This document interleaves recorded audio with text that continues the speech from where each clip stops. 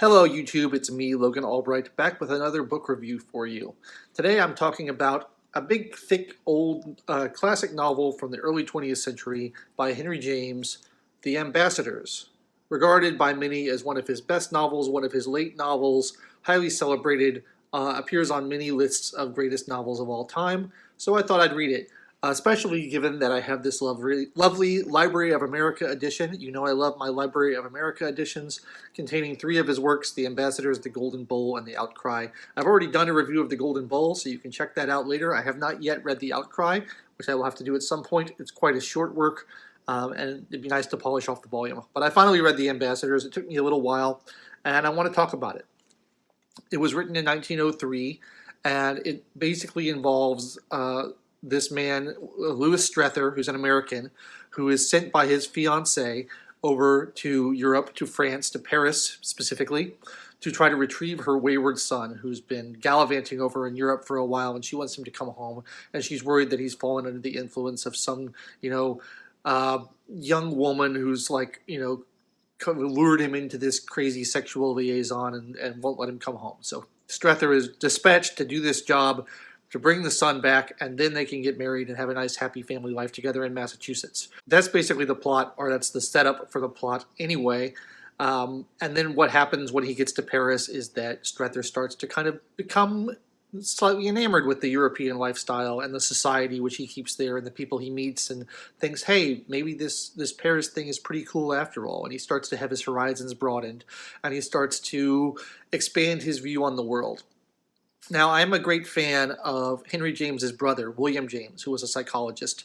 And I've often heard it said that William James is a psychologist who writes like a novelist, and that Henry James is a novelist who writes like a psychologist. And I think there's some truth in that, because this is a very interior novel. This is the story of not what happens to the characters or with the characters or about the characters or in the city or about the external events going around in their lives. The plot of the novel is what happens inside of Strether, because the novel is from his point of view. It's what happens within his mind, within his character, as he gains more experience of the world, and he kind of is opened up into this new world, this new way of living in Paris that he had not experienced before. The whole point of the novel is sort of the transformation that occurs within him, the psychological transformation. And so I think that kind of witticism about the two brothers and how they write is somewhat apt. It's also somewhat apt in that Henry James has a style that is extremely dense and convoluted and a little bit difficult to navigate. And that's something I did not like about the novel at all. I really dislike Henry James's style. I feel like it is an impediment to understanding and enjoying the work, and I feel like, styles should not be that. Styles should be there to help you communicate with your reader as effortlessly as possible, and when the style is getting in the way of your communication, I think that's a problem, and I think that's a sign of bad writing. I've kind of evolved on this a little bit over the years as a writer myself, because when you're young and you're excited about being a writer and you're excited about reading books, you like really extravagant stylistic writing, and you like a lot of big words and long sentences and lots of clauses and purple prose and convoluted things. I still have quite a fondness for purple prose, I have to admit. There's a lot of books written in that style that I like, and I like a lot of 19th century novels that tend to be written in much more complex language than novels today are written in. Some of my favorite writers, as you know if you've watched the channel, are Victor Hugo, and I love Herman Melville, and I like Nathaniel Hawthorne, and I like all these kind of 19th century or even 18th century writers who, write in much more difficult style than what we're used to today. So it's not just that I have a problem with older books. I don't have a problem with older books at all.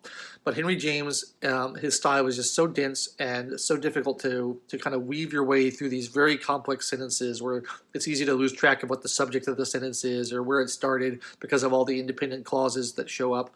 I think that's an impediment to being able to enjoy his work. And so as I've grown older and I've become more experienced as a writer, I've been drawn towards a little bit more simple style.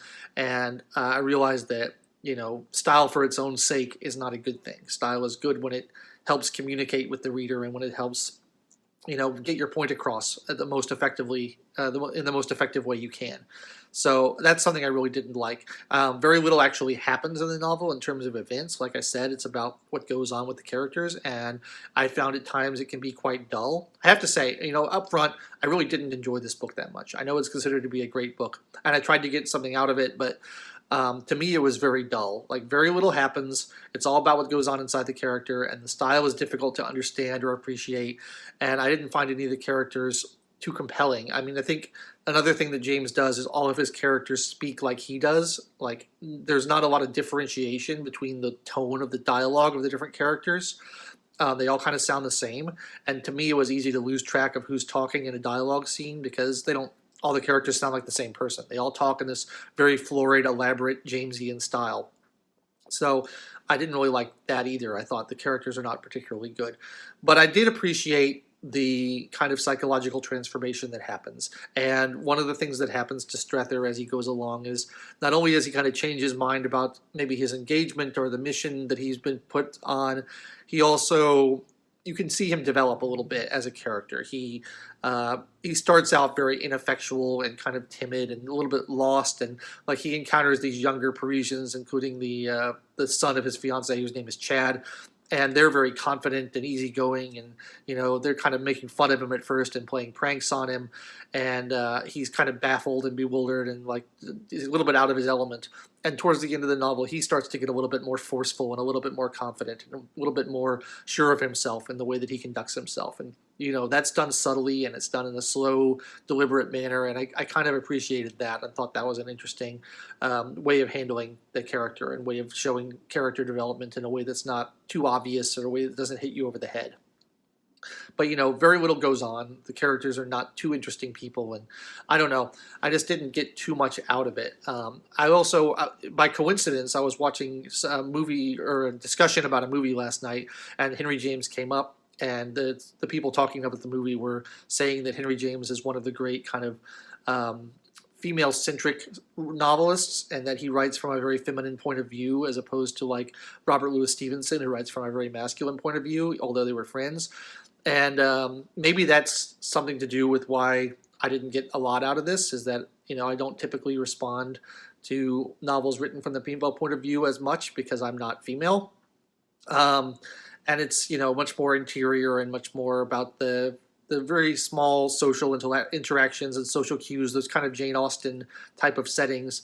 That maybe is why I was having trouble responding to it, and maybe a female reader would get more out of it than I would, because I tend to like novels where things happen, and I like big events, and like I said earlier, I love Victor Hugo because Victor Hugo's novels, they deal with not only great world-shaking global events and things that are going on that are like dramatic, they also deal with great world-shaking characters, big, larger-than-life characters who have very forceful personalities and who do amazing things.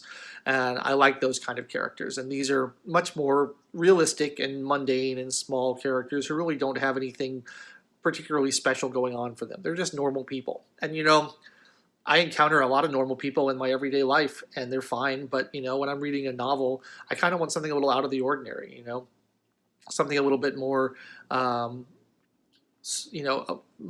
so realistic, a little bit more surrealistic or super realistic, or like something that pushes reality and our understanding of reality a little further than just pure naturalism. Pure naturalism doesn't do too much for me.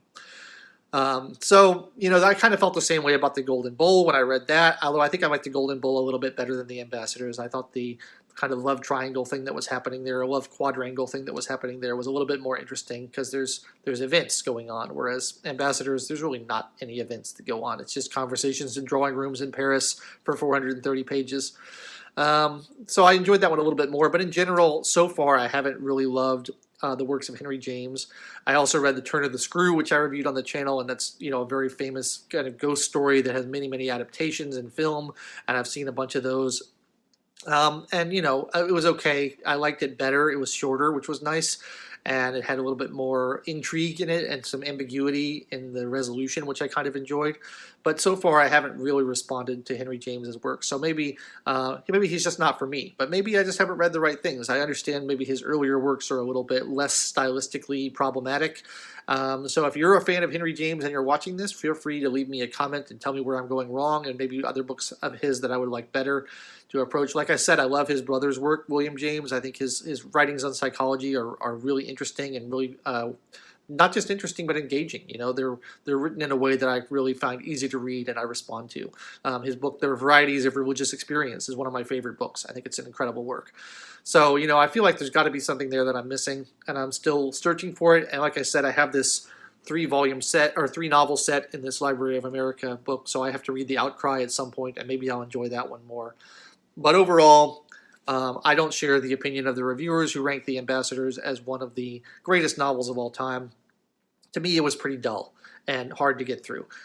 So that's pretty much what I thought of it. I don't have too much more to say about it, but I will be back next week. I'm reading some fantasy and science fiction novels now that will be maybe a little bit more up my street, and I'll have more positive things to say about those. I don't like to be negative. You know, I like to be a positive guy. I'm a pretty optimistic fellow, but I have to be honest and say what I think. And I'll probably get roasted in the comments for not appreciating this novel the way it ought to be appreciated. But, you know, I'm just giving my opinion. It's only one man's opinion. You don't have to agree with it, and we can, you know, agree to disagree, and that's fine. But that's what I thought of it, and I'll be back next week with another book review. So thanks so much for watching. Don't forget that I've got my own book out right here, Conform or Be Cast Out, The Literal Demonization of Nonconformists, available on Amazon.com in paperback and ebook format. You know, a story about, well, it's a nonfiction book about the history of people who have been demonized in a literal sense for having different opinions or wanting to live their life in a different way. Still trying to sell more copies of that, so if you're interested, please check that out. But until next time, I've been Logan Albright, and thank you so much for watching, and I'll catch you later.